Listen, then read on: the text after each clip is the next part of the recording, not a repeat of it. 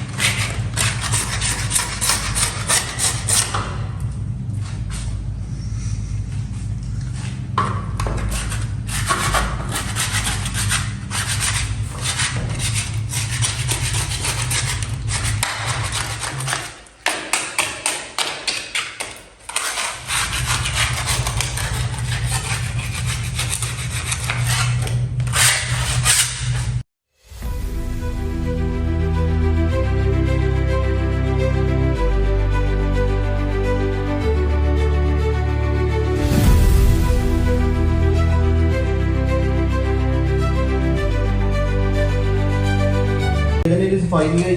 तो हूँ सफाई शुरू मैं करिए जरा ब्याह करके सिर से कम जो मैं पाने दे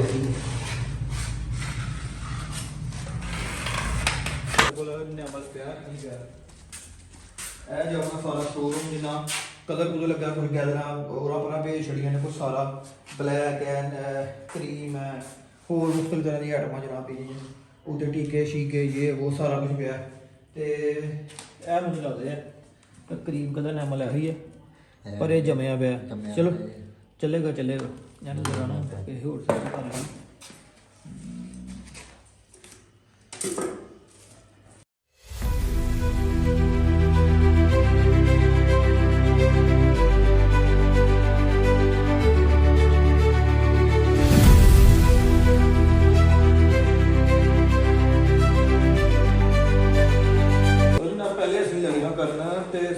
रूला वो खराब से जमया जम गया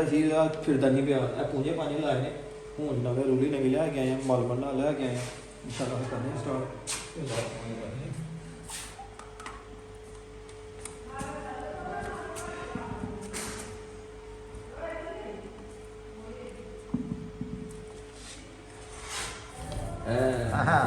क्या बात है।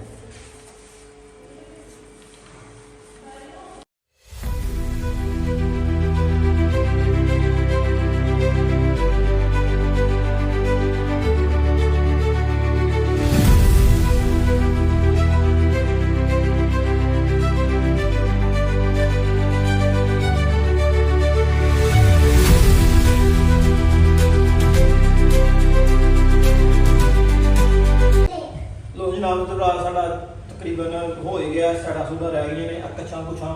जो निक्की कलम फड़ी है करने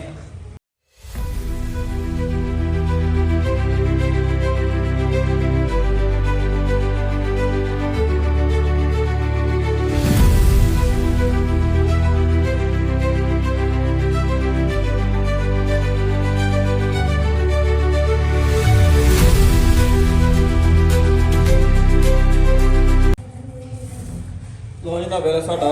एक दरवाजा होगा कंप्लीट है इंशाल्लाह दूसरी साइड हम करने हैं।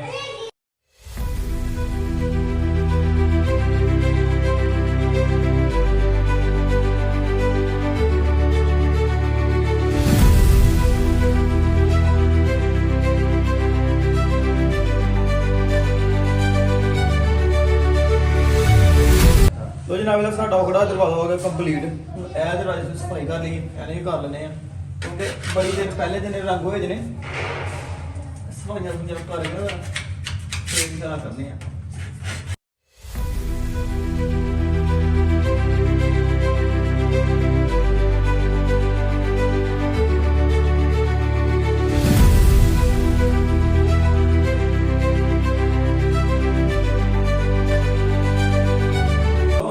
सफाई हो गई है दरवाजे की, इन्हें भी लगे हूँ रंग बस कारीगर अं नवे नवे ਤੇ ਜੇ ਸਾਡੇ ਕੋਲ ਕੋਈ ਹੋਏ ਮਿਸਟੇਕ ਗਲਤੀ ਤੇ ਤੁਸੀਂ ਜਨਾਬ ਨਵੇਂ ਕਾਰੀਗਰ ਸਮਝ ਕੇ ਇਗਨੋਰ ਕਰ ਦੇਣਾ ਹੈ। ਜਿਹੜੇ ਕੋਈ ਪ੍ਰੋਫੈਸ਼ਨਲ ਕਾਰੀਗਰ ਸਾਡਾ ਵੀਡੀਓ ਨੂੰ ਦੇਖ ਰਹੇ ਨੇ ਤੇ ਉਹ ਜਿਹੜੇ ਆਂਦੇ ਨਾਲ ਵੇਖ ਰਹੇ ਉਹਨਾਂ ਨੂੰ ਪਤਾ ਹੁੰਦਾ ਕੀ ਹੋਣ ਕੀ ਪਤਾ ਕੀ ਹੋ ਰਿਹਾ ਕੀ ਨਹੀਂ ਹੋ ਰਿਹਾ। ਇਹ ਨਾ ਅਸੀਂ ਨਹੀਂ ਹੁਣ ਕਾਰੀਗਰ ਨਵੇਂ ਨਵੇਂ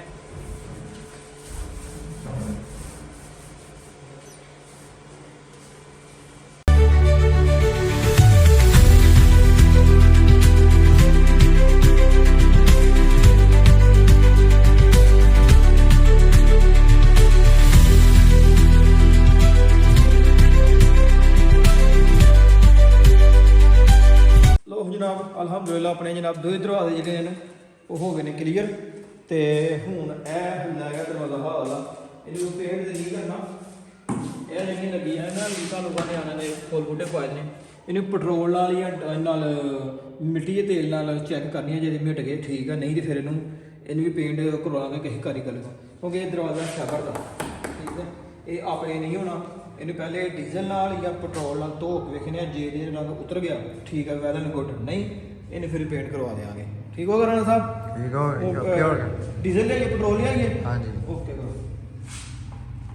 ਲੋ ਜਨਾਬ ਇਹ ਪੈਟਰੋਲ ਹੀ ਆ ਗਿਆ ਡੀਜ਼ਲ ਹੀ ਆ ਗਿਆ ਤੇ ਮਿੱਟੀ ਦਾ ਤੇਲ ਵੀ ਆ ਗਿਆ ਚੈੱਕ ਕਰਨੇ ਆ ਹੁਣ ਦੱਸਦਾ